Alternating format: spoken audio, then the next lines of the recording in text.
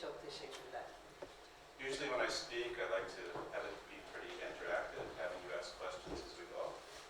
Genelde ben konuşurken interaktif olmasını tercih ediyorum sorular sorabilmeniz için. They said that's difficult for the streaming and the filming, so they prefer that we hold questions to the end. Ama akış için zor olduğundan dolayı soruları sona bırakacağız. I want to talk to you about the body wisdom process. Beden bilgeliği sürecinden bahsedeceğim size. And I hope to take one or two people from the audience to demonstrate it on so you can really see how it works. Ve umarım ki seyirciler arasından bir iki kişi üzerinde de demo yapacağız. Böylelikle nasıl işlediğini görebileceksiniz. So my name is Aurand, and I'm here from New York City. Benim adım Aurand, New York'tan geliyorum. Another very busy city, very much like this one. O da çok buraya benzeyen bir şehir. This is actually the first place that I met my wonderful translator, Beden. Aslında muhteşem tercümanın Beyza'la ilk karşılaştığım yerde burası. We've actually become very good friends since my first talk here. Ondan sonra da ilk buradaki konuşmasından sonra çok güzel, çok iyi arkadaş oldum. She's taken all of my trainings, Benim bütün eğitimlerimi aldı. maybe 3-4 times. Evet, belki 3-4 kere. So she knows how to do well what I'm going to talk about tonight. Dolayısıyla bugün bahsedeceğim, anlatacağım şeyi çok iyi biliyor. Maybe it was a past life. It feels like it 20 years ago. Belki geçmiş yaşamda 20 yıl önce falan gibi. I was doing medical hypnotherapy in a doctor's office. Bir doktorun ofisinde, muayenehanesinde tıbbi hipnoterapi yapıyordum. So I worked for 5 years for this doctor. 5 yıl boyunca bu doktor için çalıştım. And she specialized in patients with chronic illness and chronic pain. Kronik hastalık ve kronik ağrısı olan hastalar üzerinde uzmanlaşmıştı. So I was sort of the last resort therapist that they would send the incurable patients to. Yani aslında artık tedavisi olmayan hastaların son çare olarak geldiği terapist bunlar. And I was there to do hypnoanesthesia to help numb or to anesthetize their chronic pain. Hipnoanestezi yani aslında ağrılarını anestezi ile ya da işte uyuşturmak üzerine çalışıyor. And it's quite possible, quite effective to use hypnosis to anesthetize pain. Ve aslında bu çok olası. Yani ağrıyı anestezi için hipnotize etmek çok kolay. It can be used effectively for dental procedures and minor surgeries and childbirth as well. Dişçiler çok kullanabiliyor, ufak ameliyatlarda kullanılabiliyor. Ayrıca doğum yaparken de kullanılabiliyor. But what I found was that people were coming in for sessions getting relief, and then they'd be back again in a few weeks or a few months with the same condition. Şimdi fark ettim ki insanlar geliyorlar, rahatlıyorlar hastalıktan, ağrıdan ama ondan sonra birkaç hafta sonra tekrar geri geliyorlar. So it became clear to me that we were really treating symptoms, not the root cause of whatever the disease or the condition was. O zaman anladık ki aslında biz sadece semptomları tedavi ediyoruz. Yani gerçekten bu rahatsızlığın kökündeki olan şeyi tedavi etmiyoruz. And for me, that was really unacceptable. Ve bu benim için hiç de kabul edilebilir bir şey değildi. I didn't really have an alternative. I didn't know how to get past just numbing pain. Yani aslında sadece ağrıyı uyuşturarak hani geçiştirmeyi istemedim. So it was really patients that I worked with day after day where I developed this method, this technique. Dolayısıyla da her gün hastalarla çalışırken bu metodu geliştirdim. There was a time there I was seeing up to 10 people a day. Öyle bir dönemdi ki günde 10 kişi falan görüyordum. 35, 40 people a week. 35-40 kişi falan haftada oluyordu. And it was so sad to see these people coming in, seeing me, seeing the acupuncturist, seeing the osteopath, seeing the nutritionist, the herbalist, on and on and on. Day after day. Yani çok üzücüydü, geliyorlar benden seans alıyorlar, beslenme, akupunktur, osteopat, işte değişik terapistlere gidiyorlardı. It seemed to me that if someone was ill for 10 years or 15 years, that if there was a logical solution to their problem, that they would have come to that answer, that solution before they ever came in to see me. Yani şunu fark ettim ki o kadar uzun süredir bu hastalıkları var ki bu hastalıkların eğer mantıksal bir çözümü olsaydı zaten bana gelmeden önce oraya ulaşırlardı. These people had spent hundreds of hours, days, months, years thinking about their condition, telling a story about their condition. Yani bu insanlar kendi problemleriyle ilgili olarak saatler, aylar, günler, yıllar geçiriyorlardı hikayeyi anlatarak. Somehow telling the story about their condition didn't resolve it. Ve hikayeyi anlatmaları aslında çözümü getirmedi. Even if they had some mental understanding about the problem, it didn't resolve it. Yani problemi zihinsel olarak anlasalar bile aslında çözümü getirmedi. So I began to experiment with something completely opposite than numbing or anesthetizing. Dolayısıyla uyuşturmaktan, anestezi altına sokmaktan tamamen farklı bir şey yapmaya başladım. Some of you may already have this experience yourself. Bazılarınız bu deneyimi sizler kendiniz de yaşamış olabilirsiniz. But the response of a person that's experiencing physical or emotional pain is pretty much the same for all of us. Ama aslında fiziksel ağrı çeken insanın tepkisi hepimiz için hemen hemen aynı. We want to not feel the pain, right? Yani ağrıyı hissetmemek istiyoruz, değil mi? So how do we not feel the pain? Peki ağrıyı nasıl hissetmeyebiliriz? We try to ignore it, Yok saymaya çalışıyoruz. pretend it's not happening. Olmamış gibi davranıyoruz. Or we numb ourselves. Veya kendimizi uyuşturuyoruz. We numb ourselves mentally, we numb ourselves emotionally, Zihinsel olarak uyuşturuyoruz, duygusal olarak uyuşturuyoruz. we numb ourselves with medication, İlaçlarla uyuşturuyoruz. drugs, Haplar alarak, alcohol, alkolle, sometimes even with spiritual practices. hatta bazen spiritüel yollarla da. Some people through meditation or spiritual practice learn to leave their body, to disconnect with the pain that lives in the body. Meditasyon yapanlar, spiritüel yolda olanlar bedenden çıkıp bedenle bağlantıyı kesiyorlar. Böylelikle beden ağrısını hissetmiyorlar. Use it as kind of an escape. Yani bunu bir durum olarak kullanıyorlar, So I hal thought, olarak.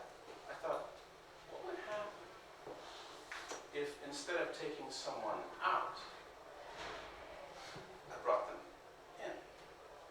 Peki dedim ki ne olur acaba insanları dışarı çıkartmak yerine onları içeri getirsem? People think of hypnosis as being something where you go unconscious, you leave, you go somewhere else. Yani insanlar hipnozun bilinçsiz bir şey olduğunu, dışarı bir yere başka bir yere gittiğini sanıyorlar. But it's really a highly focused state, Ama aslında bu çok odaklı bir durum hal. an expanded state of consciousness. Ve aslında genişletilmiş bir bilinç durumu. It's actually a way to go beyond the limited consciousness of the rational mind. Yani rasyonel zihnin ötesindeki yere gitmek. To become more the objective observer, Ve daha çok objektif gözlemci olmak. even make contact with the heart, Hatta kalple bağlantıya geçmek. feelings and emotions, Duygularla, hislerle. and ultimately with the soul itself. Ve en sonunda da tabii ki ruhun kendisiyle. But in order to do that, you must first somehow find a way to get off the, what I call the spinning merry-go-round of the mind. Ama bunu yapmak için öncelikle o zihnin atlı karıncasından inmek, çıkmak gerekli. How many people here meditate? Kaç kişi burada meditasyon yapıyor? So I don't know your experience, but I know when I first tried to meditate, I tried to quiet my mind. Sizin deneyiminiz nasıl bilmiyorum ama ben ilk meditasyon yaptığımda zihnimi sessizleştirmeye çalıştım. The more I tried to quiet it, the more loud and obnoxious it became. Yani ne kadar sessizleştirmeye çalışırsam o kadar çok gürültülü olmaya başladı, o kadar çok rahatsız edici olmaya başladı. If I had 30 minutes to meditate, I spent 25 minutes trying to quiet my mind. Yani yarım saat meditasyon yapıyorsam 25 dakikası zihnimi susturmaya çalışmakla geçiyordu. It wasn't very successful. Çok da başarılı değildi. I found it was easier to focus my mind on something else and step out of my mind and become more the objective observer. Ama zihnimi başka bir yere odaklayıp zihnimden çıkıp zihnimin objektif gözlemcisi olmak daha kolaydı. Some would call this making contact with the higher self. Bazıları buna yüksek benliğinle temasa geçmek diyor. So I started experimenting with patients having to make contact with higher self. Dolayısıyla hastaları yüksek benlikleriyle kontağa geçirmeyi denemeye başladı. And then bringing that consciousness into the body rather than going out somewhere else. Ondan sonra da o bilinçlilik durumunu bedene getirmek. Yani başka bir yere gitmektense bedene gelmek için kullanmak. I invited them to do two things. İki şey yapmaya davet ettim onlara. To feel into their body once again, the body that they'd numbed or disconnected from.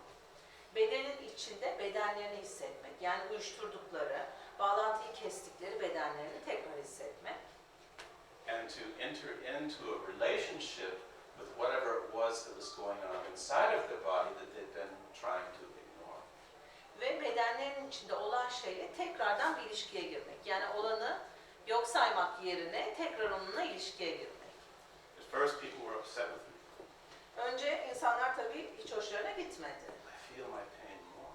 Daha fazla ağrı hissediyorum I dediler. feel more sad, more angry, more discomfort. Daha üzüntülü, daha öfkeli, daha rahatsız hissediyorum dediler. They were disappointed. They were hoping that I would numb their pain. Hayal kırıklığına uğradılar çünkü ben onların ağrılarını uyuşturacağımı bekliyorlardı benden. And instead I was having them feel it. Onların yerine onların hissetmelerini sağlıyordum. If you're not in your body, Eğer, how can you take care of it?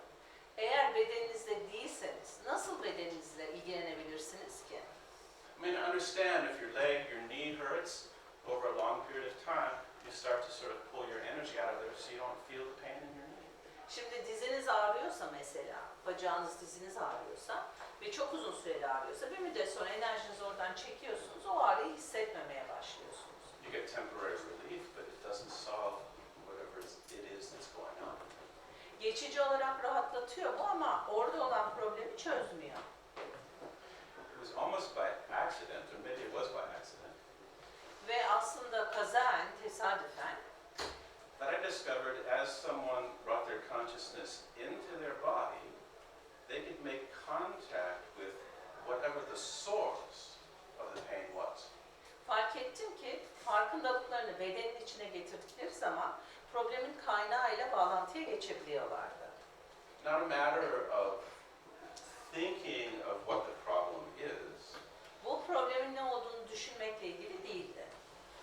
but learning to listen to what it is the body was trying to tell them through the discomfort, through the pain.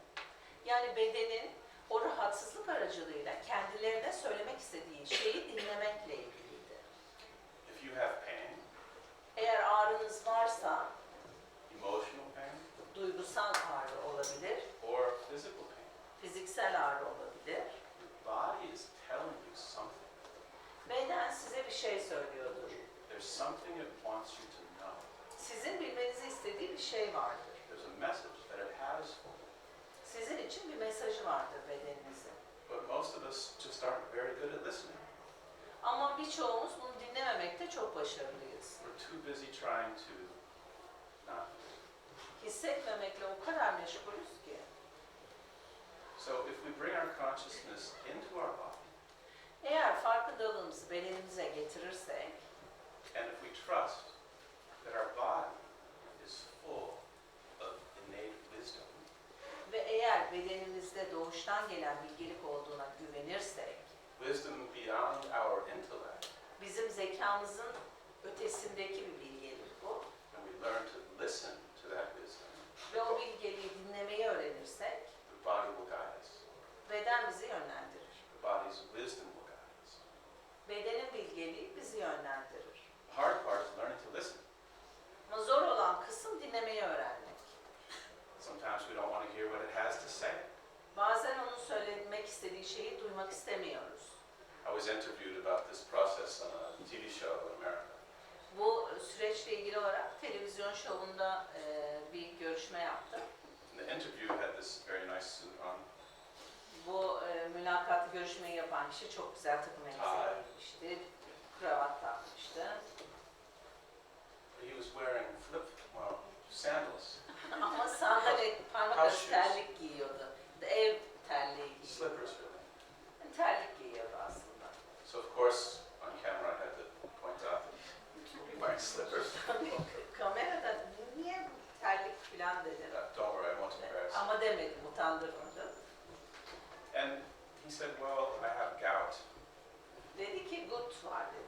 Gout is good, right? And one of my feet's very inflamed and I can't wear shoes. Ayaklarımdan biri çok şiş, dolayısıyla ayakkabı giyemiyorum. I said, perfect. Dedim ki mükemmel. Sit in my chair. İskemleye otur. Right?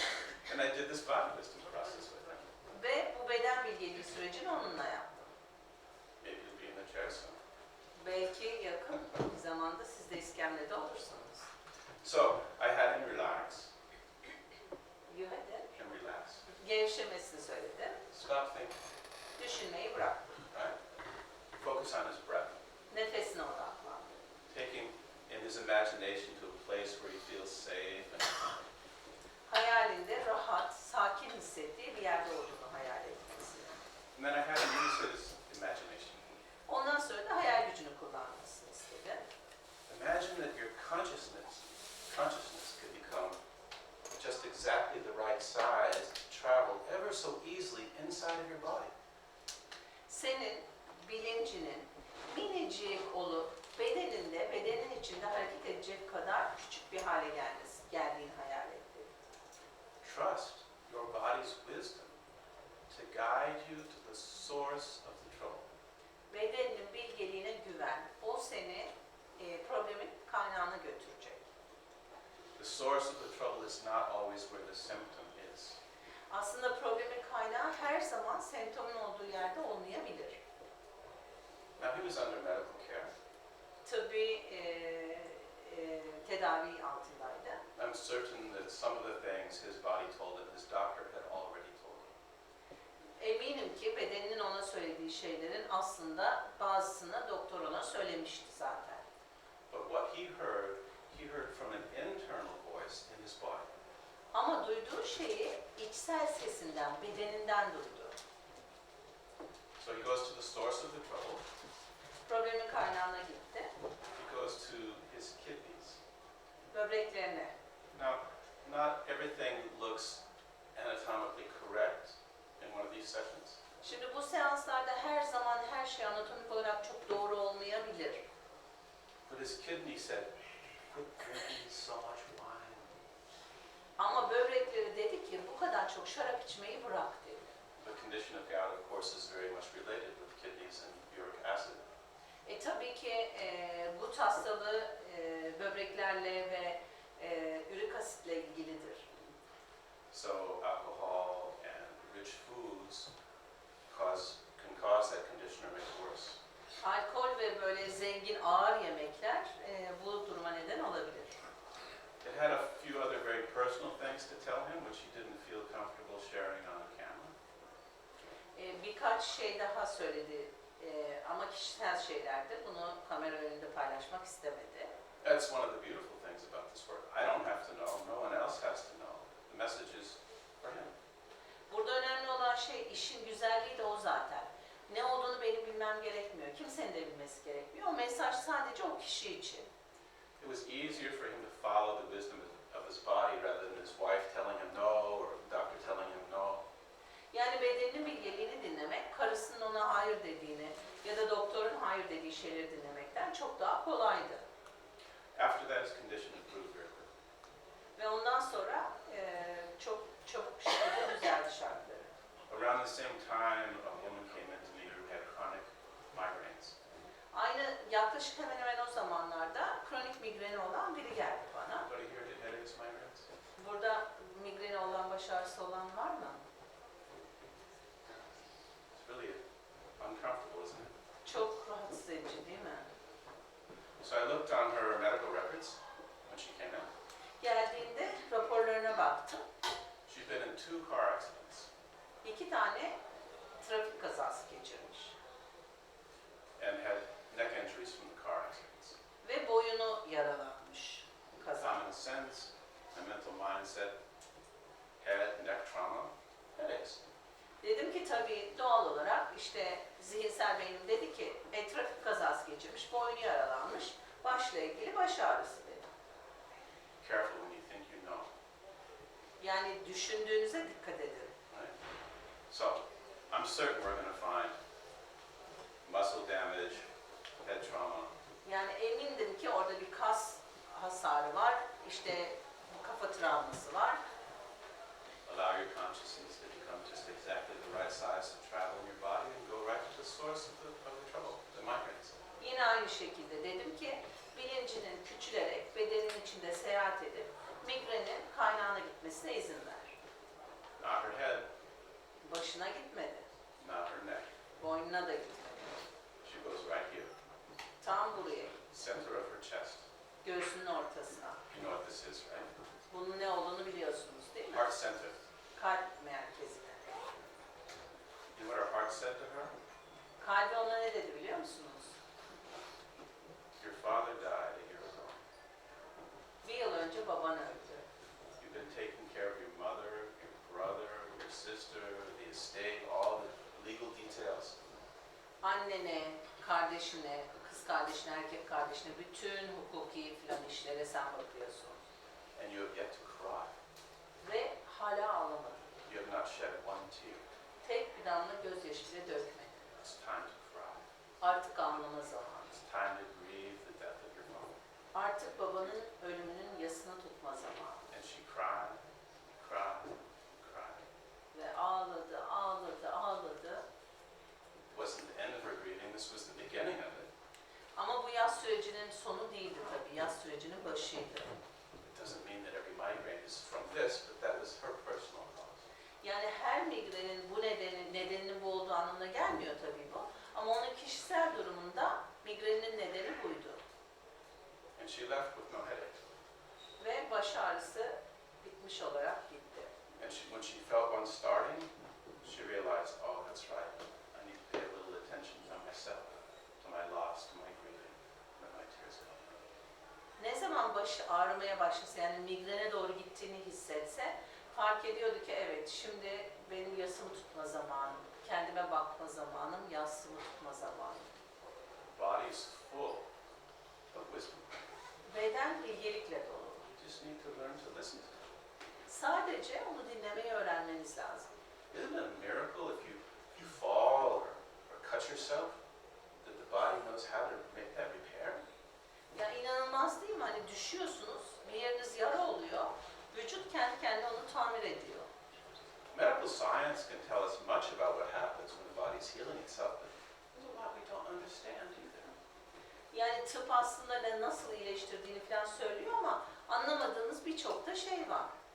We don't have to think about it. Düşünmemiz gerekmiyor. Oh, let's see, I have to coagulate the blood, stop the bleeding. Bakalım önce işte kabuk bağlasın, kanama dursun filan demiyoruz. Oh, now it's time to send white blood cells and fight infection. Makes new skin. Şimdi beyaz hücreler gelsin, işte enfeksiyonla savaşsın, yeni deri oluştursun filan demiyoruz. The body knows how to do it. Beden nasıl yapılacağını biliyor. Way beyond our mental ability, our intellect. Yani bizim zihnimizin, zihinsel yeteneğimizin çok ötesinde bir şey bu. I didn't recognize it at first. İlk başta bunu fark etmedim. But in time I realized that one of the problems with going in and being able to listen to the body's wisdom was that here in the heart, many of us carry a lot of pain. Ama zaman içinde fark ettim ki bedene girip bakıldığında birçok şey kalpte aslında. Birçoğumuzun yarası, acısı var. For me, this heart is really the doorway to our inner universe, our inner world.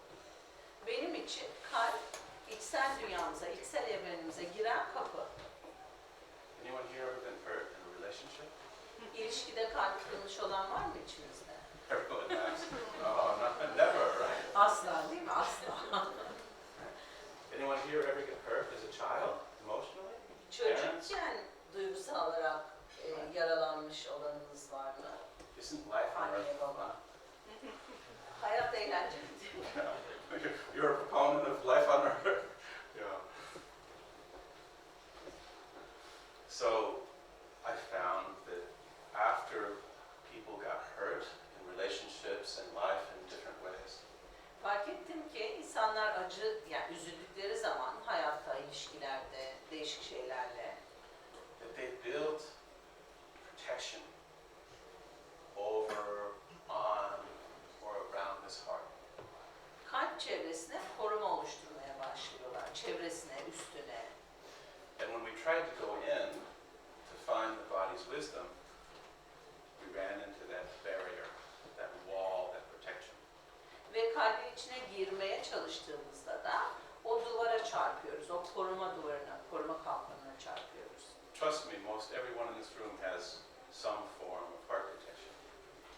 bana güvenin, bu odadaki herkesin şu veya bu şekilde kalbinde bir koruma var. And I believe some protection is necessary at times. Ve tabii ki bazı zamanlar, bazı korumalar gerekli. But the trouble with building over time a really substantial heart protection Ama zaman içinde kalıcı bir kalp koruması yapmak, is that the wounds, the heartaches, stay. yaralar aslında kalp acıları kalıyor orada. And inside they rot, they putrefy. Ve içinde çürümeye başlıyorlar o kapalı yerde. There's no release. Serbest kalmıyor yani, rahatlama, boşalma olmuyor. And when someone comes into your life that offers you love, you can't let it in. Ve hayatınıza biri gelip size sevgi sunduğunda onu içeri alamıyorsunuz. O sevgi gelmiyor kalbe. Our mental minds tend to think in extremes. Zihnimiz hep ekstremleri düşünmeye meyilli. Yes, no, true, false, Evet, hayır, doğru, yanlış. evet, hayır. Evet, hayır. Black and white. Siyah, beyaz. Right? Heart open or slammed shut. Yani ya kalp açılıyor ya kapanıyor. The truth is, once we find this protection that we built, usually out of good reason, Aslında bir kere o korumayı fark ettikten sonra, ki bu korumayı aslında biz iyi nedenlerle oluşturuyoruz, we can work with it. onunla çalışabiliriz. So again, rather than ignoring something, have people pay attention to it. Yani onu yok saymak yerine insanlar ona dikkat etmeye başlıyorlar. If you could see or feel or hear that protection that you have around your heart, Bir kere kalbinizin çevresindeki korumayı görüp, hissedip duyduğunuzda, if it was an object or a thing, how would it appear? What would it be? bu bir nesne olsaydı neye benzerdi? Nasıl bir nesne olurdu diyoruz. An iron vault door, Mesela işte demir bir kasa kapısı barbed wire, veya dikenli tel, hundreds of laser beams. yüzlerce lazer ışığı. So we don't just rip the protection off. Yani hemen oraya gidip o korumayı söküp atmıyoruz. It's there for a reason. Çünkü onun orada olmasının bir nedeni var. Didn't just decide, oh, it'd be really nice to have a meter thick iron plate over my chest.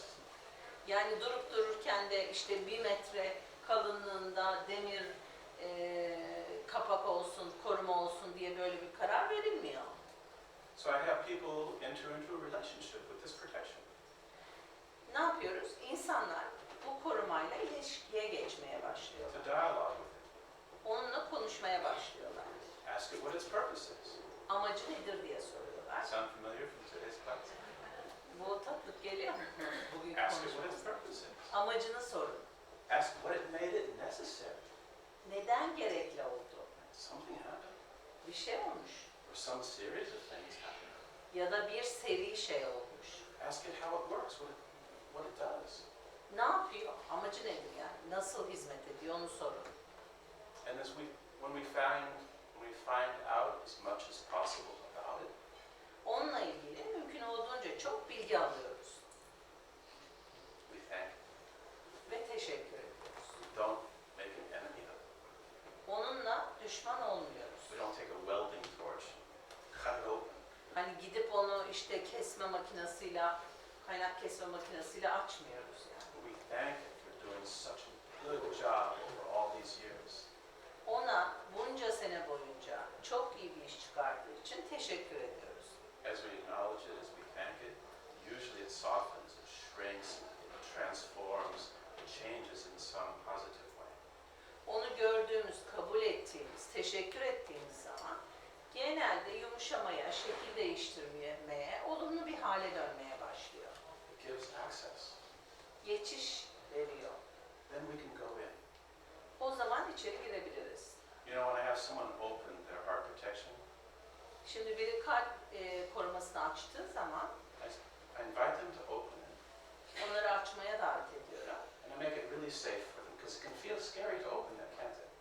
Ve bunu yaparken de onlar için gayet güvenli hale getiriyorum. Çünkü korkutucu olabilir kalplerini açmak.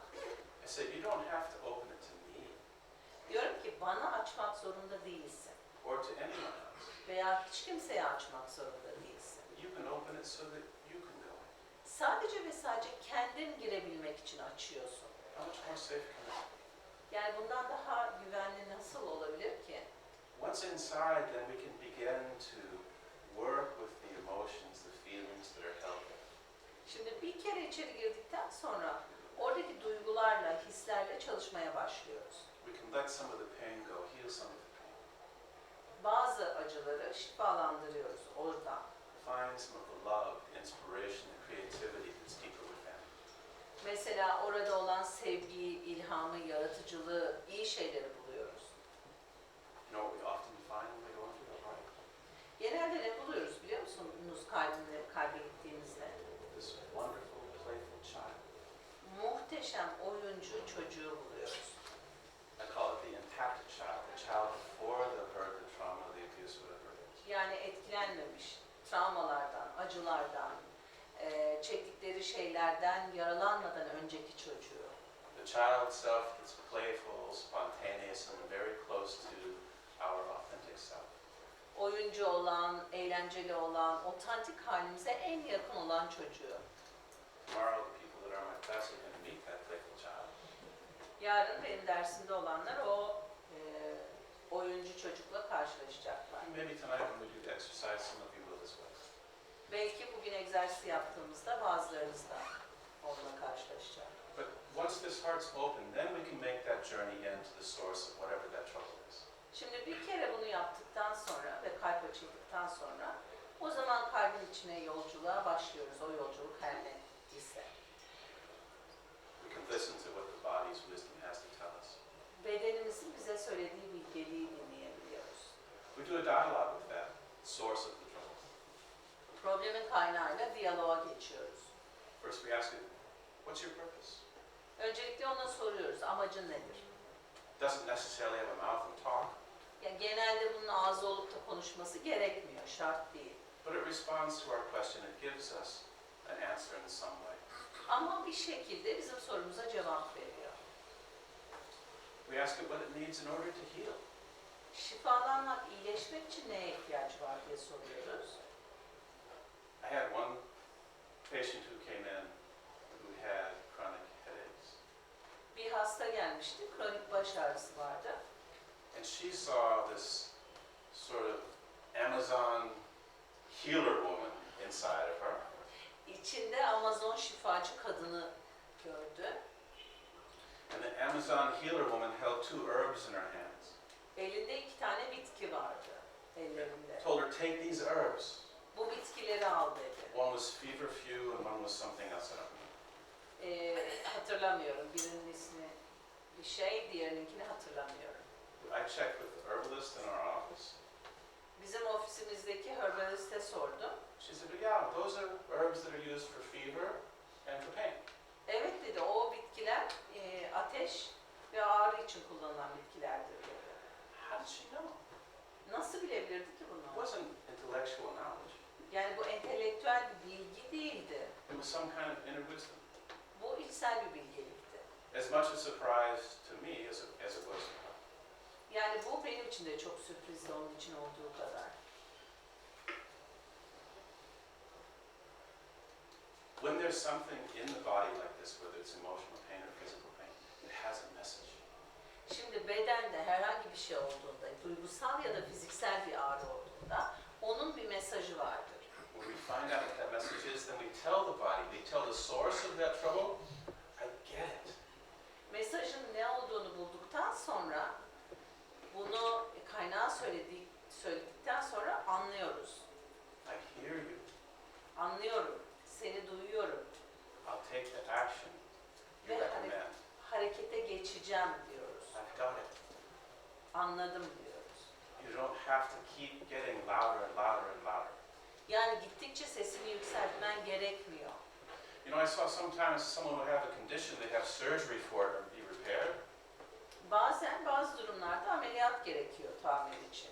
and then the condition shows up somewhere else in the body. Ama ne oluyor? Ameliyat oluyor, orası düzeliyor. Aslında başka yerde çıkıyor, başka bir şekilde çıkıyor. It shows up somewhere else Başka bir yerde ortaya in çıkıyor, another way başka bir şekilde. because it still demands attention. Çünkü hala dikkat çekmeye çalışıyor. When we ignore it, when we don't listen to it, the body will often increase the intensity of whatever the condition is until we get the message. Yok saydığımızda, dinlemediğimizde biz mesajı anlayana kadar beden sesini yükseltmeye devam ediyor. When I first started my practice, after I left the doctor's office, I put an office in my home. Doktorun muayenehanesinden ayrıldıktan sonra evimde bir ofis açtım. And I had my office up in the attic in the top floor of the house. Evin çatı katındaydı There were very steep stairs. ve çok dik merdivenler vardı. And one day I was in a bit of a rush going down the stairs, Bir gün hızlıca iniyordum merdivenlerden and I fell forward.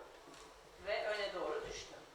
I tried to catch myself on the landing on the ceiling, Tavana tutunmaya çalıştım but it didn't stop me. ama durdurmadı beni, düşürtmedi. Dislocated my shoulder. Kolum çıktı. So we got the shoulder back in, Kolu tekrar omzu yerine taktı. and I had problems with it for a few years after that. Ondan sonra birkaç yıl boyunca bu problemler devam etti. I was supposed to speak at a conference in New York, New York'ta bir konferansta konuşma yapacaktım. and I wasn't able to sleep at night because the shoulder was really hurting. Omuz ağrısından uyuyamadım. So I thought, maybe I should do body wisdom. Dedim ki belki beden bilgeliği yapmam lazım. Already been to the doctor and that didn't fix it. Çünkü doktora gitmiştim, iyileşmemişti. So you can do this for yourself. Bunu kendiniz için yapabilirsiniz. Well, when I tried to do it, I think I had a bit of conscious interference. My mental mind got in the way. Ben yapmaya çalıştığımda zihnim sürekli devreye girdi. I could go inside and I could see the torn ligaments and adhesions where the muscles had reattached and then torn. Yani içeri girdiğimde ve baktığımda kasları ve yırtılmış olan dokuyu görebiliyordum. That's what's causing my pain, right? İşte benim ağrıya neden olan o değil mi? The torn adhesions on my shoulder. Omzundaki yırtılma değil mi? Okay, my mind said, yeah, I've been throwing a baseball with my son and it tore that. Zihnim diyordu ki evet ben oğluma beyzbol topu atıyordum, o zaman yırtıldı. There has to be something. Hayır, daha fazla bir şey olmalıydı.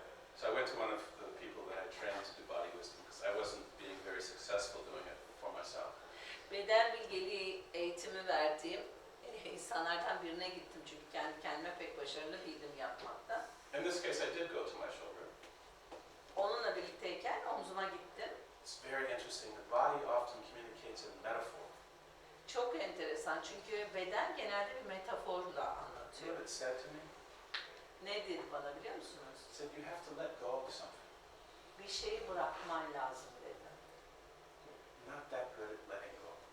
Yani bırakmakta iyi değilsin dedi. It said, your practice is growing. İşin büyüyor, You started a non-profit foundation. bir sivil toplum örgütü kurdun, You started this monthly luncheon for healers and practitioners. şifacılar, uygulayıcılar için ayda bir öğle toplantı yapıyorsun. You're doing too much. Çok fazla şey yapıyorsun. You have to let something go. Bazı şeyleri bırakman lazım dedi. Like, no way. Hayır asla dedim. Zing. Zing. Zing. Zing. I said, okay, the luncheon, I started with someone else. They can run it. I let that go. Tamam dedim. Öğle yemeği toplantılarını başka biriyle başlamıştım. Ona bıraktım. No more pain. Ağrı kalmadı. Even though there may have been physical cause, the torn adhesions, no more pain. Yani fiziksel tabii orada yırtık hala olmasına rağmen ağrı olmadı artık. So I've learned that for me, my shoulder is kind of the barometer. Yani öğrendim ki benim omzum barometre. It's that part of my body that can easily get my attention. Yani bedenimin o parçası benim dikkatimi çekebiliyor. When it acts up, when it's sore, I know, okay, maybe I slept on it wrong. Yani ağrıdığı zaman, orada bir rahatsızlık olduğu zaman biliyorum ki tamam belki üzerine yattım, çok yattım filan ama Or maybe it has a message for me. belki de benim için bir mesajı var. So I've gotten better at listening to that message. Yani o mesajı dinlemekte daha iyi oldu. So I'm wondering, is there someone here that has a condition, something that you're kind of wondering, why doesn't this heal? Why doesn't this go away? Where does this come from? Ya acaba aranızda bir rahatsızlığı olan var mı? Bu ağrı nereden geliyor? Bu sorun nedir? Niye bitmedi Put diye. your hand up first. Can I ask you what the condition is? I I have a think bad, do you want the microphone? Yes. İlk el kaldırdığın için sana okay. Should I talk in English or in Turkish? I think in Turkish is best for everyone. Okay. And Basic Türkçe translate for me. konuşursan en iyisi. Tamam. Benim zaman zaman ortaya çıkan vertigo sorunum var. Daha önce farklı hastalıklarımı iyileştirebildim. Fakat bunu iyileştiremedim. Kulağımdan kaynaklı değil.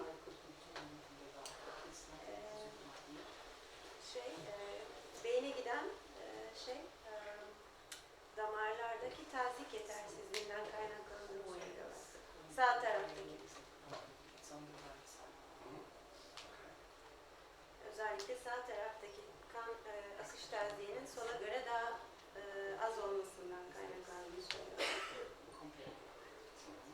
So I know the diagnosis is vertigo. I know the symptoms for vertigo. But can you tell me a little bit about some of the symptoms that you experience? Şimdi teşhisin vertigo olduğunu ve vertigonun semptomlarını biliyorum ama sen kendi semptomlarından biraz bahsedebilir misin? Sometimes diagnoses are a bit misleading. We can assume certain things. Bazen teşhisler yanlış yönlendirici olabilir, yani bir takım şeyleri varsayıyor olabiliriz. Geldiği zaman çok yoğun baş dönmesi, sanki zemin ayağımın altından kayıyormuş gibi hissediyorum. So you get really dizzy, things are spinning. Evet. Başım dönüyor, her Ve şey dönüyor. konsantrasyon sorunu yaşıyorum. Concentration. Yeah. Ve görüşüm yapıyor, rahatsız oluyor. Netliği gidiyor. Is blurred, And not clear. there's a certain maneuver exercise that you can do with your head to work on the ear canal. Have you tried that? Şimdi kulak kanalıyla ilgili belli bir egzersiz var başını çevirerek yaptığın. Onu denedin mi? Evet, denedim. İlk başta kulak doktoruna gittiğimde kulakla ilgili olduğunu söylediler. Fakat kulak tansiyonu olduğundan şüphelenildi ama sonrasında başka bir teşhis kondu. Yes. Buna vertebrobaziller yetmezliği deniyor. Ama şimdi bilmiyorum. Vessels. Okay. Yeah. So this kind of condition is ideal for body wisdom. Beden bilgeliği için bu durum ideal bir durum. These things that are difficult. Someone agrees. Okay. Okay.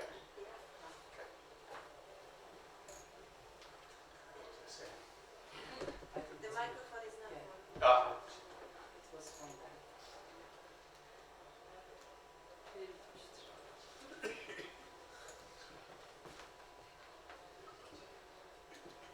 So when a diagnosis is unclear, or there are multiple diagnoses with no response to treatment, no one can really find the solution, that's often why someone came in for body wisdom.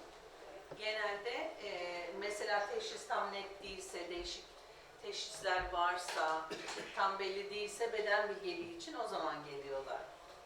So I don't want to ignore you. You had your hand up as well. Ama siz de elinizi kaldırdınız, sizi de... Ben kronik hastalıklarda bir etkisi var mı? Yapabilecek bir şey var mı? I just want to ask about chronic diseases. Is it something that could be helpful in chronic diseases? That's primarily what I use it for, is chronic diseases. Zaten ilk başta hep kronik hastalıklar için kullandım. Yani ilk kullanım alanı o. Now the patients in this office were people with chronic illness Yani hastalar, doktorun muayenehanesindeki hastalar, kronik hastalar. or chronic pain. Hastalığı olanlar, kronik ağrısı olanlar. Ağrı bir organlarda kronik hastalık. Mesela disease on the organs. Yes. Evet. Yeah. So I had an interesting case. I was teaching in Chicago, Enteresan bir vaka vardı. Chicago'da ders veriyordum. and a semi-professional athlete tennis player came in to see me. Bir tenis oyuncusu geldi. Yarı profesyonel bir tenis oyuncusu. Well, he ate only natural foods, supplements, organics, everything. Yani doğal besleniyor, işte vitamin desteği alıyor, organik filan. Hepsini beslenme konusunda tam. And he had an adrenal kidney tumor. Ve böbreklerinde tümör vardı. And he came in to see me for body wisdom because he did not want to have the surgery that they had recommended. Beden bilgeliğine geldi çünkü ameliyat olmak istemiyordu.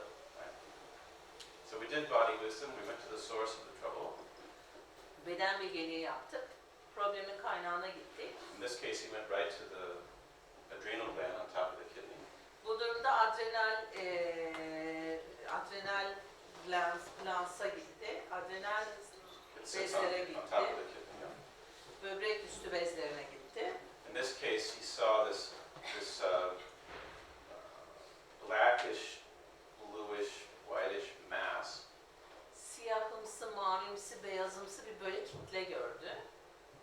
And he asked what its message was. Mesajının ne olduğunu sordu. And it said, have the surgery. It will save your life. Ameliyat ol, hayatını kurtaracak dedi. It was not at all what he wanted to hear, Tabii duymak istediği şey bu değildi. which is one reason I really trusted what it was saying.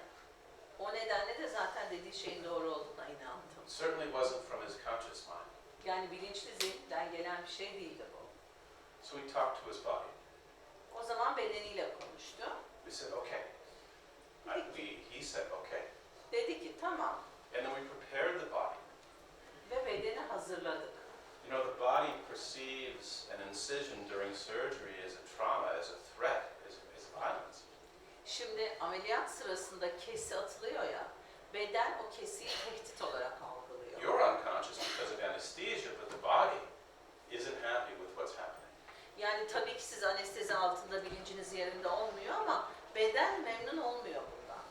So we talked to his body about the procedure, the repair, the life-saving repair that he was going to have done. Bedenle konuştuk. Bedene dedik ki bir tamirat yapılacak ve bu tamirat onun hayatını kurtaracak. He had the surgery. Ameliyat oldu. I saw him a year later Bir yıl sonra when I was tekrar back in gördüm. Chicago. Chicago'ya gittiğimde tekrar. He said, you know, my doctors were amazed. Dedi ki doktorlar çok şaşırdı. The anesthesiologist said he was able to use half of the normal amount of anesthesia. Anestezist yarım doz kullanmış, normalden yarım doz kullanmış anesteziyi. And I required no pain medication after they removed my kidney. Ve böbrekleri aldıktan sonra da hiç ilaca, ağrı kesici ilacına ihtiyacı olmamış. Can you imagine? Düşünebiliyor musunuz? And his insurance company was so happy because his hospital stay was half the length of time that usually. Ve tabii sigorta şirketi de çok mutluymuş çünkü yarı fiyatına çıkmış. So, did I see another hand? There. Was there? Just, can I ask you? Benim vücudum sürekli tümör üretiyor. Yani yağ tümörleri üretiyor. Çok kötü huylu tümörler değil ama vücudumda sürekli üreyen, farklı bölgelerde üreyen tümörler var. Your body's constantly creating fat tumors. Yağ tümörleri üretiyor. Lipon, yağ tümörleri. Lipoma. Mesela bunlarla. Evet. Ben de ameliyat olmak istemiyorum ısrarla. Aynen. Birçok yerinde var vücudum. Yeah. Many places in the body. Birden fazla kesi olacağı için hiç içimden It'd be gelmiyor really ameliyat olmak. interesting to understand why the body's doing this. Beden neden bunu yapıyor anlamak enteresan olur. So maybe after I do the demonstration, you can do it for yourself, or you can ask someone here in Istanbul.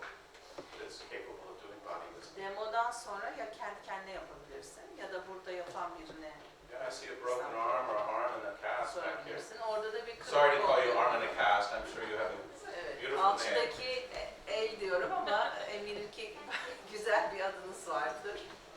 My name is Banu. Benim adım Banu. Habano. Benim psoriasis artritisim var.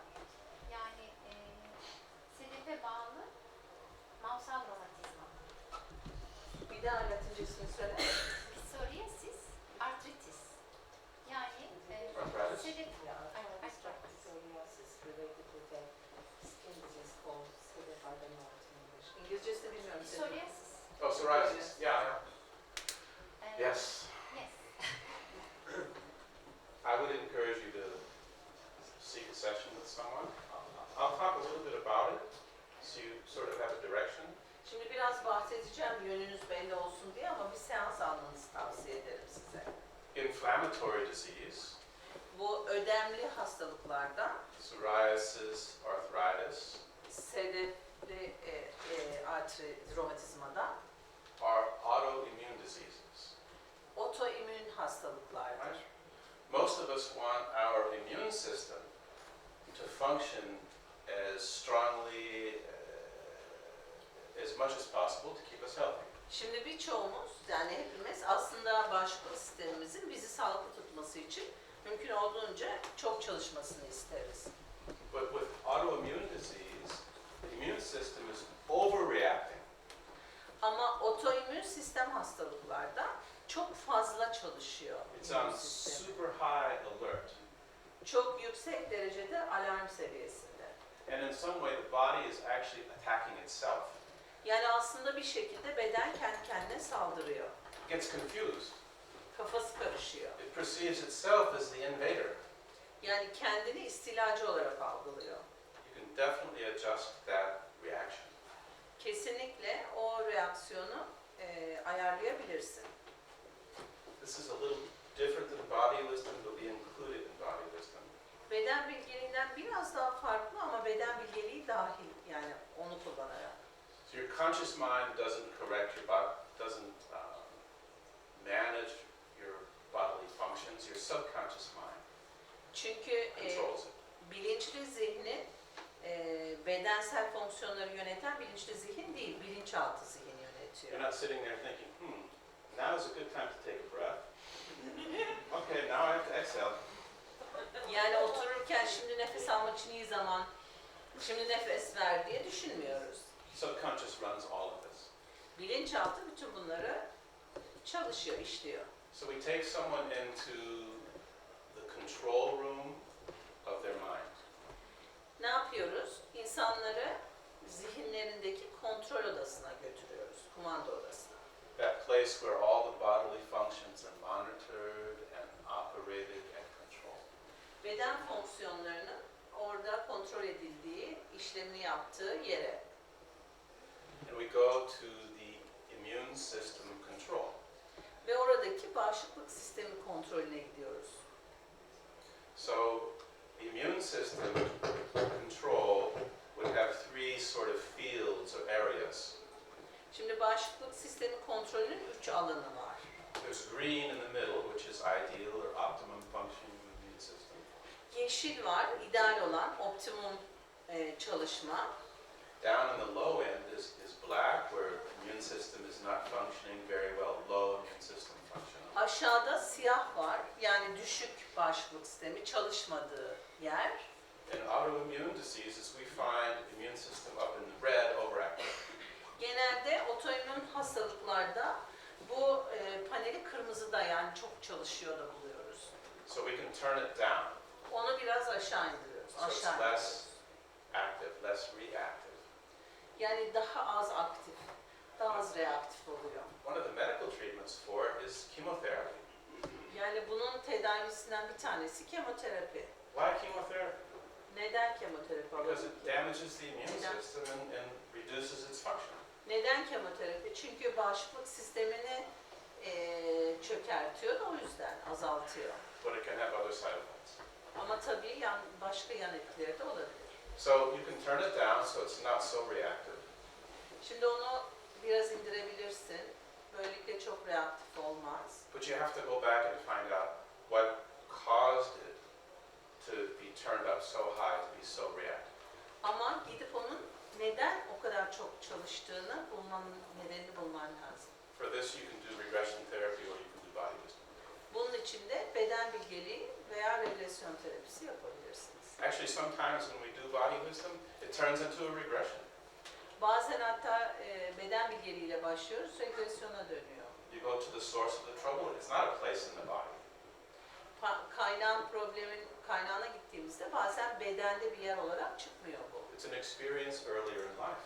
Bu daha önceki hayatta bir deneyim olarak çıkıyor. It's an experience in the womb, Rahimde mesela anne karnındayken bir deneyim before oluyor. you're born. Doğmadan önce. It's an experience in the past life.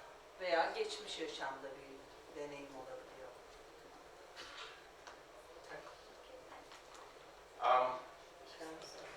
What? Yes? My name is Asuman. Benim de kronik hastalığım var. Otoimmün hastalığı, LGeli.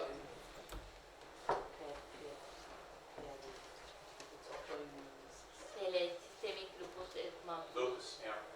Yani 17 yıldır bununla uğraşıyorum. Şu anda siz söylerken o gördüğüm kemoterapiler ve yaşadığım her şey gözümün önüne geliyor. Belki They're coming up. evet, hepsi gözümün önüne geliyor ve nerede ve niçin diye hep o soruları yaşıyorum şu anda. Ve ben de günde 18 tane ilaç alıyorum. Ve devam ediyor. So ask your body's wisdom, not your mind's. Yani zihninize değil o soruyu, bedeninizin bilgeliğine sorun. Evet, Go ahead and bir ask. Mr. Fahri onu söyler. Hep neden, niçin? Yani kendime yönelik şeyleri zaten şey yapıyorum, konuşuyorum. Yeah, no, you need to go into that altered state to be able to do it out of the mental mind. Biliyorum, bunu yapmak için zihinsel beyinden çıkıp o duruma git, bedenine gidip sonra. Evet. Aurand, Evet. do I see that you have a name tag on? This one. Yeah. No, it says health. Health, okay. So you don't work here, you're not a volunteer here. No. Because sometimes what comes up, Burada mı çalışıyorsunuz personal. diye sordum. Tabii, çünkü bazen çıkan şey burada kişisel oluyor, çok şahsi bir şey çıkabiliyor. so if you work here, yeah, I they would want me like to to have finish a in sign. about 15 or 20 minutes 15-20 dakika içinde bitirmemi istiyorlar, and take questions. soruları almak için. So I'm going to ask you to come up Sizden gelmenizi if you're isteyeceğim. okay with that Eğer sizin için okeyse and show you the process. size süreci göstereceğim. Kendimi şanslı hissediyorum. I feel lucky. Here.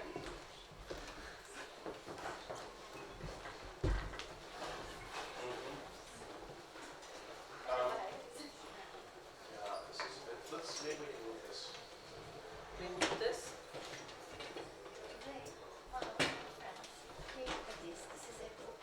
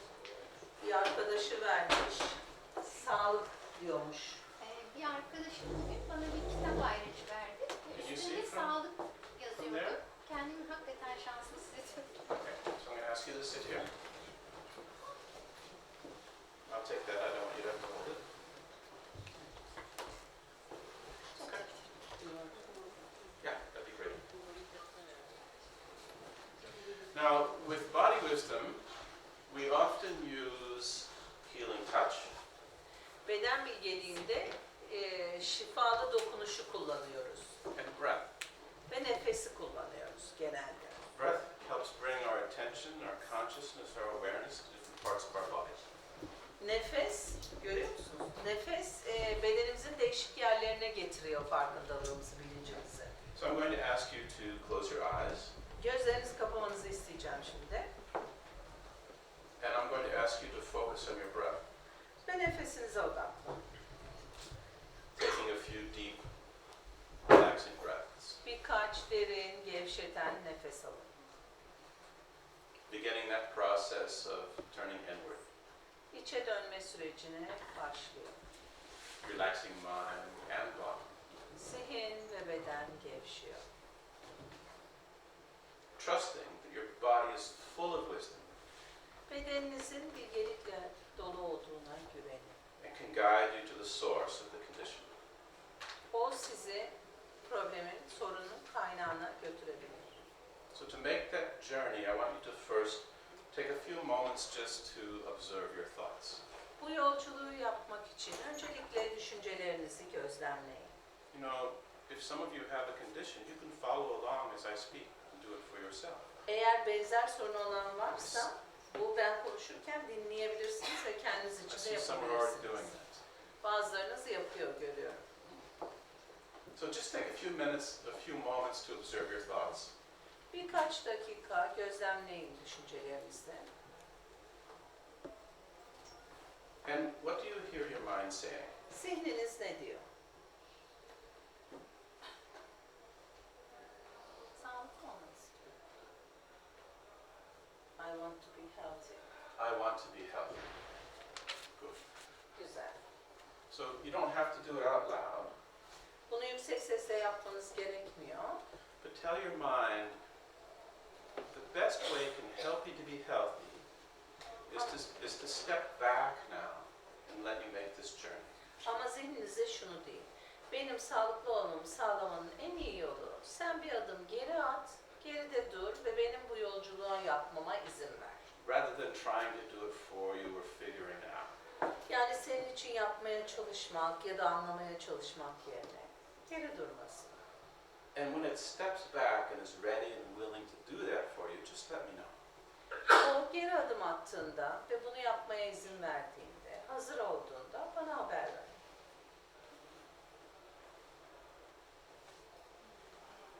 Good. Güzel. And then you want to bring your breath to the center of your chest, your heart center. Şimdi nefesini göğsünün ortasına, kalp merkezine getir. You want to breathe and feel into this heart, and you want to invite it to open. Nefes al ve bu kalbi açılmaya davet et. And as this heart opens, you'll notice there are some feelings, some emotions that bubble up to the surface. Ve bu kalp açılırken yüzeye çıkmakta olan duygular olduğunu, hisler olduğunu fark et. And as those feelings bubble up, just tell me what it is that you're feeling. Bu yukarıya doğru çıkan hisler çıkmaya devam ederken bu hislerin neler olduğunu söyle bana.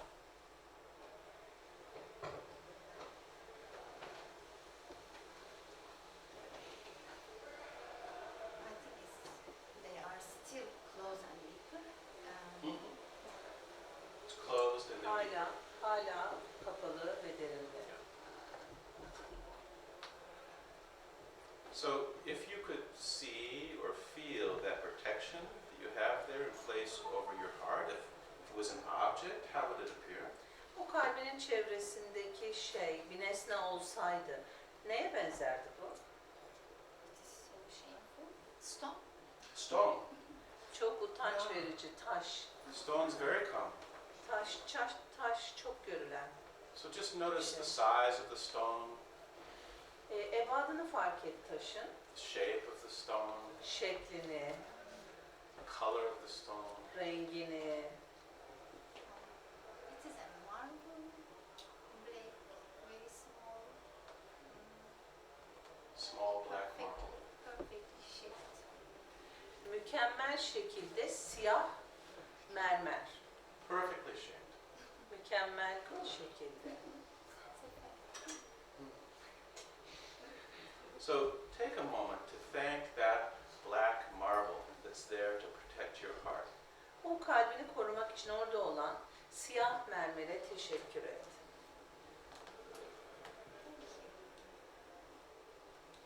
But I don't need you anymore. Teşekkür ederim ama artık sana ihtiyacım yok. first just thank it. Önce sadece teşekkür et. Thank you. And then you want to find a way in, around it, through it, under it, so that you can go into the heart that lies beneath that black marble. Ve şimdi o siyah mermerin arkasında duran kalbin içine girmenin bir yolunu bul. İçinden, arkasından, yanından And go right into that heart. ve tam olarak kalbin içine gir. You don't have to let me or anyone else in, but you want to go in. Beni ya da başka birini içeriye sokman, alman gerekmiyor. Sadece kendin gir. That's right. Yes, good. And how's it look and feel there in that heart? Nasıl görünüyor? Nasıl hissediyorsun? I see the color of my heart. Yes, the color of your heart. Kalbimin rengini görüyorum. I feel happy. Happy. Mutlu hissediyorum. I'm just there. You're just there. Perfect. Ve oradayım, sadece oradayım. Another breath, even deeper, more completely relaxed. Bir All nefes the way in. daha. Tamamen gevşemiş, tamamen içeri. Güzel. Now, trusting your body's wisdom to guide you to the very source of this condition, wherever and whatever it might be. Şimdi bedenin bilgeliğine güvenerek bu problemin kaynağına her neredeyse You allow your consciousness to become just exactly the right size now to travel to the source of that trouble. bilincinin tamamen küçülerek doğru ebada geldiğini hayal et. O problemin konunun kaynağına gitmek üzere küçüldü. And be there now. Ve şimdi orada ol.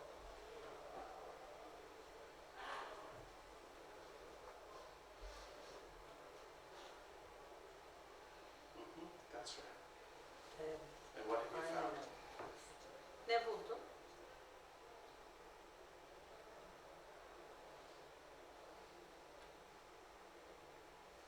I'm traveling. Okay, you're on your way. Perfect. Gidiyorum. Güzel, mükemmel. İzin ver. The body will show you.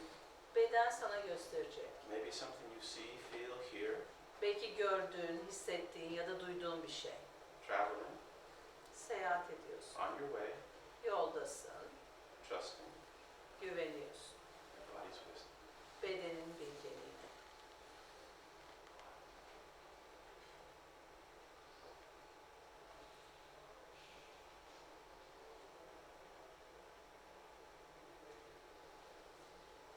And what is it? Nedir?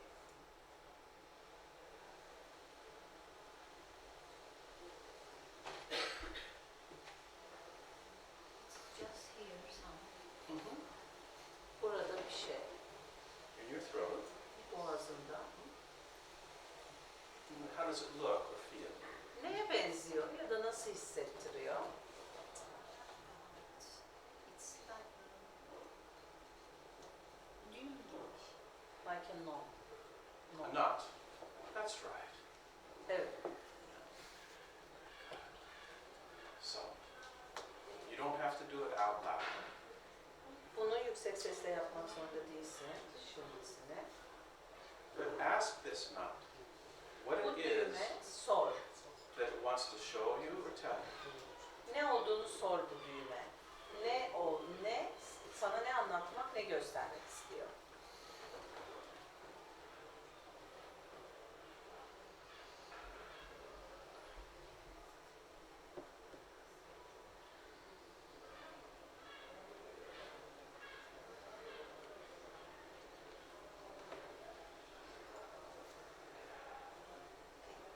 And how does it respond? Tamam.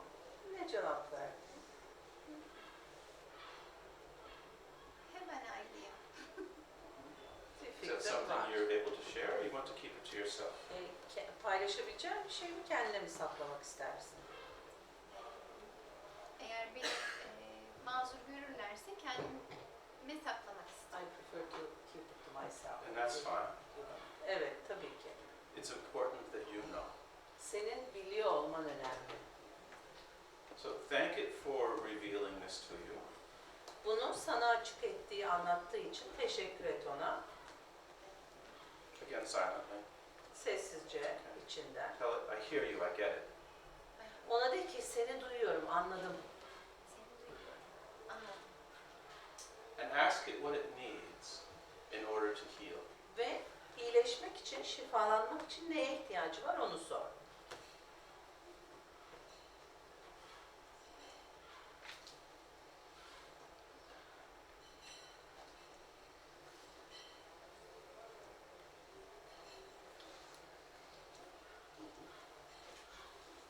What does it say?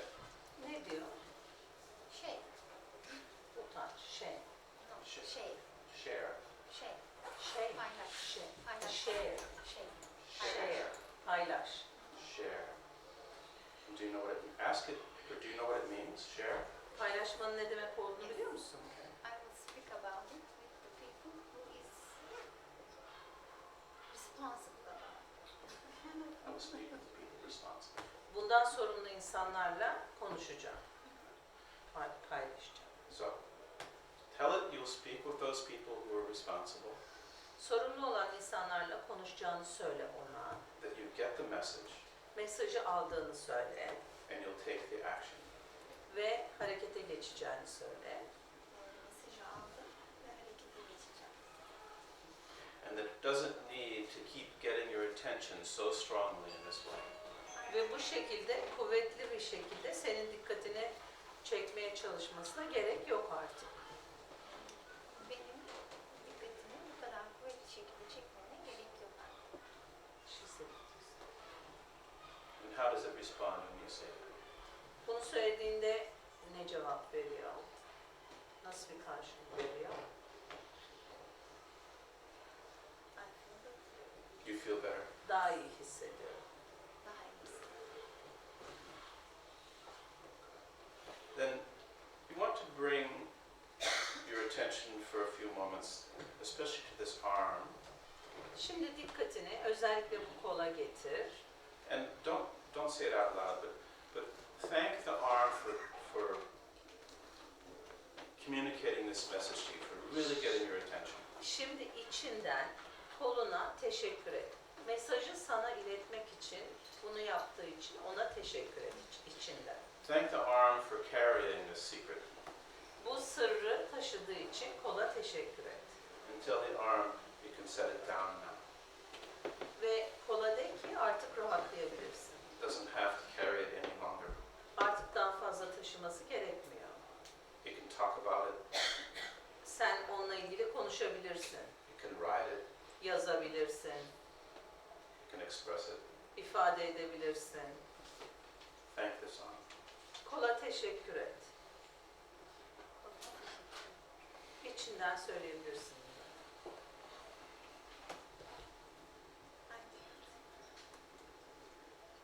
Yaptım. Haydi. Okay, good. Thank your body's inner wisdom. Bedeninin içsel bilgeliğine teşekkür et. Know that you can go back in on your own and communicate with your body. Listen to what it has to tell you. Ve her zaman şunu bil ki tekrar kendin bedenin içine gidip onun sana söyleyeceklerini her zaman dinleyebilirsin. And then allow your consciousness to come back to its normal size and place. Şimdi bilincinin normal boyutuna ve normal yerine gelmesine izin ver. Finding that it's easier for you to open your heart when it's safe to do so. Ve güvenli olduğu zaman kalbini açmanın kolay olduğunu fark ederek, bilerek Coming all the way back to your natural waking state. normal uyanık haline gel. Thank you for being such a willing volunteer. Çok teşekkürler gönüllü olduğunuz için. So often there's much more going on inside than we see on the outside. Şimdi normalde dışarıda gördüğümüzden çok daha fazla şey oluyor içeride. I have the impression that some of it's very, very private. Bence bazısı çok özeldi onun için. So I'm not going to ask Bono to share that, but could you share a bit of what happened for you as you made the journey? Dolayısıyla paylaşmasını istemeyeceğim. Paylaşmanı istemeyeceğim ama bu yolculukla ilgili bir şeyler paylaşabilir misin? Çok da memnun olurum. Aynen.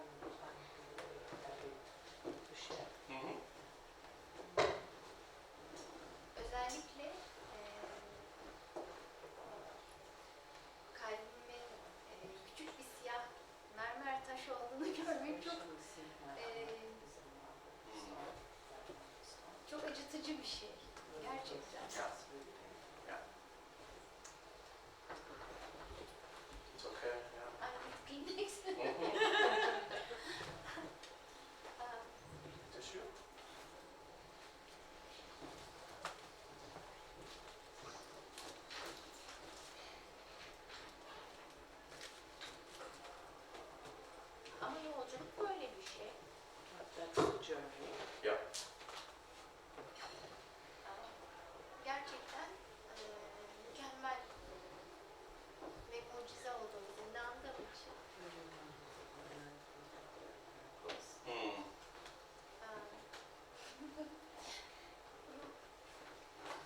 bana cesaret verdiğinizde ve böyle bir yolculuğu yani MR çeker gibi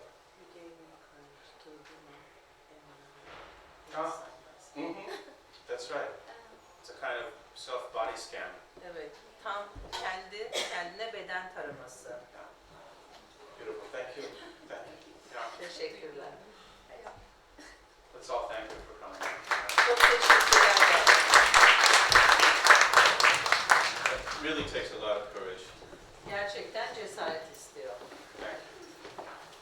So, Teşekkürler. floor is open to questions. Evet, şimdi sorulara alabiliriz. Yes.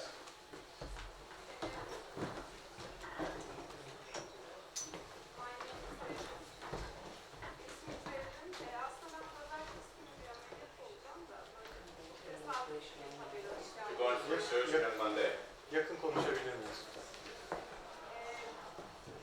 4 yıl falan oldu sanırım. Adet kanalların aşırı ağrılı geçmesi ve doktora gittiğimde bir yılın bozukluğu olduğunu öğrendim. Ve o geçerli, biraz çekin ameliyat olmak istemedim.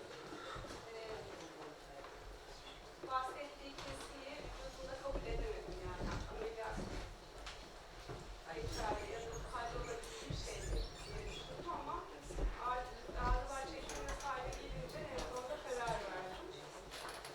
Şimdi hani merak ettim, acaba böyle bir bozulma ameliyat durumu da var ama zaten kararsızdım. Bundan da karar verdim. Yeah. Bunu nasıl yorumlayacağımı sadece duymak istiyorum. Were you able to go in during the demonstration? Check it? Aynen öyle. Did you get an answer? Bir cevap aldın mı demo sırasında kendi içine girip bir cevap aldın mı? And I would encourage you to reassure your body that this procedure is one to repair it. Şimdi bedenine sürekli söyle, tamir etmek için yapılıyor bu. Düzeltmek için yapılıyor. If you want to talk to me for a bit when we finish, I'm happy to speak with you. Bitirdiğimizde biraz konuşmak isterseniz memnuniyetle konuşuruz. Yes? Okay. Excellent. Merhaba, adım Oya. Merhaba. Bilmiyorum bu hani benim ameliyatta falan değil ama belirsiz infertilite konuldu. 4 defa tüp bebek denemesi yaptık. Herhangi bir fiziksel problem yok. Ve ben artık sorunun benim bilinçaltımda ya da beynimde olduğunu düşünüyorum. Demo sırasında da biraz yapmaya çalıştım. İnanılmaz bir esneme ve gözümden yaşlar geldi. Bilmiyorum hala sanatır ama. Bir de evet gözümde bazı yerler canlandı fakat yani zihnim mi beni oraya götürdü? Gerçekten problem orada mıydı? Anlam veremedim çünkü yanlarıma böyle boşluklarıma doğru gitti ve sonra bunu gördüm mesela sonunda. Ne gözünüzde canlandı? Rahim önce böyle yanlarken böyle boş kısımları ve sonra rahim de olduğunu yani dediğim gibi ama problemin orada olduğu için acaba zihin mi buraya yönlendirdi yoksa I think you're close to it. Yaklaşmışsın bence. I think there's something a bit deeper.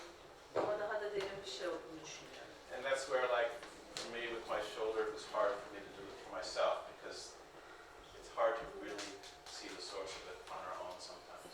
Aynen benim hani omzumun problemi kendi başıma görmem zor olduğu gibi bazen olabiliyor zor. Maybe tonight when you're home, you put your hands on your belly, your abdomen. Don't think about it, but make the journey again, and I suspect you'll get further this time.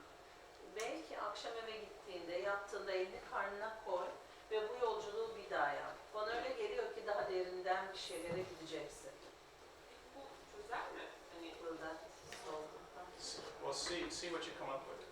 Ne çıkıyor bir bak, çıkana bir bak. You can write to me about it if you want. Ve istersen bana yazabilirsin hani. Okay.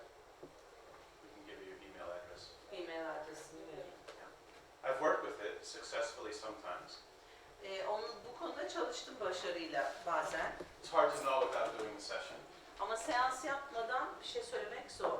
But I've had a number of cases where, as a result of some experience in past life, the soul says, next time, no children.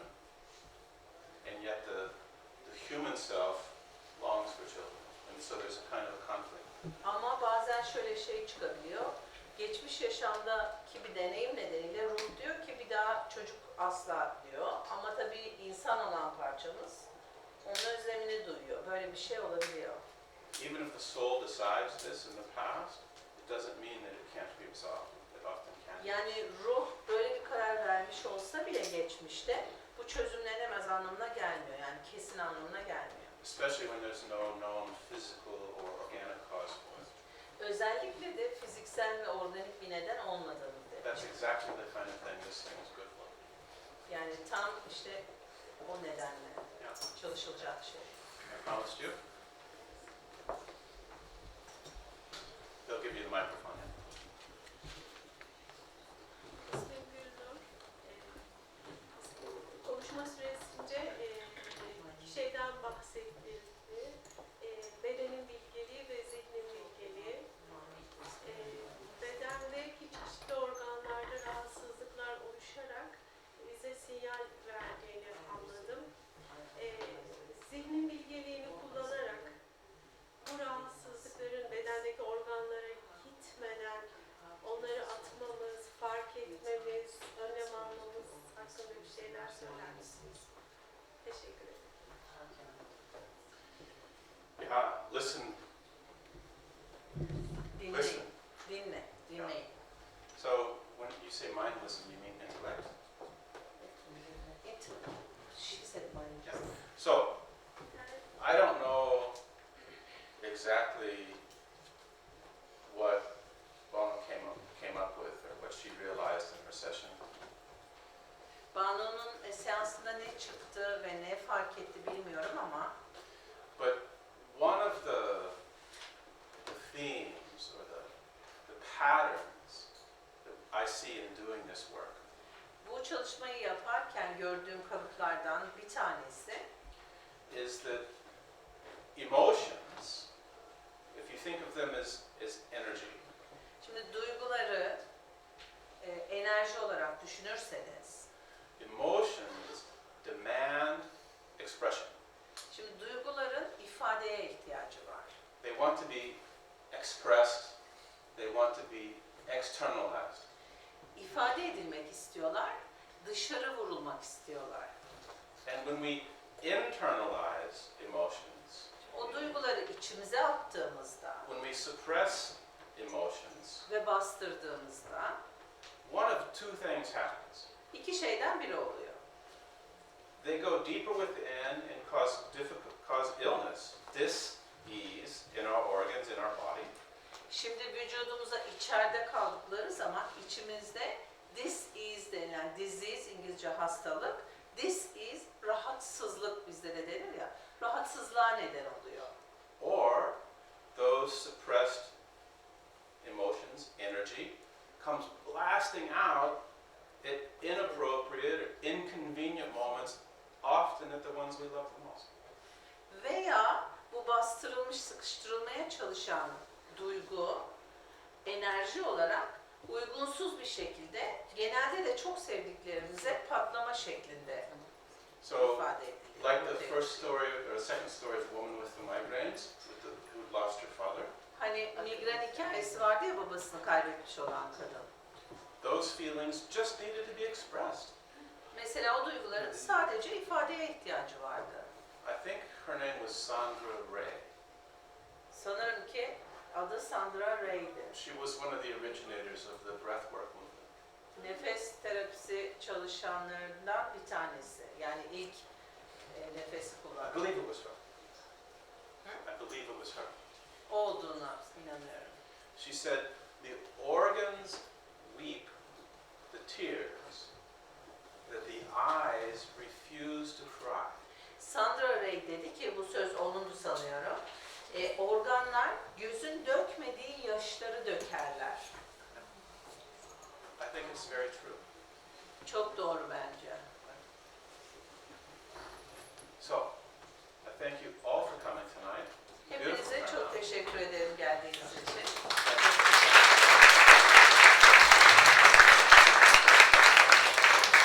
I'll be here for a little bit if you want to come up and talk. Biraz daha burada kalacağım. Soru sormak istiyorsanız sorabilirsiniz. Thank you everyone. Teşekkürler hepinize. Thank you.